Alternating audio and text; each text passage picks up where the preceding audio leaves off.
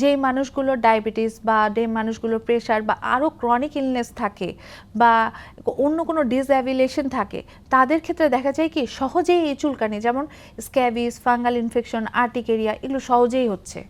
তো আমরা সেই পেশেন্টের ক্ষেত্রে আমরা বা সেই রোগীদের ক্ষেত্রে বলি আপনার রোগ প্রতিরোধ ক্ষমতাটা বাড়ান। হ্যাঁ, এটা আমাদের কিছু খাবারের মাধ্যমেও বাড়াতে পারি, আমাদের লাইফস্টাইল মডিফিকেশনের মাধ্যমেও বাড়াতে পারি।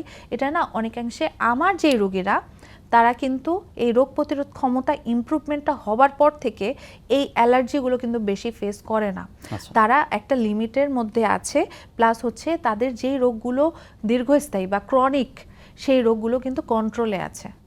তো আমি চাই যে মানে এই যে করোনার টিকার পরের যে ধারণাটা, সেটার ক্ষেত্রে আমার তথ্য মতে আমি মনে করি এই রোগ প্রতিরোধ ক্ষমতা কমে যাওয়ার কারণে আগে যেই রোগগুলো সহজেই আমরা প্রতিরোধ করতে পারতাম স্কিনে, সেগুলো এখন বেড়ে যাচ্ছে।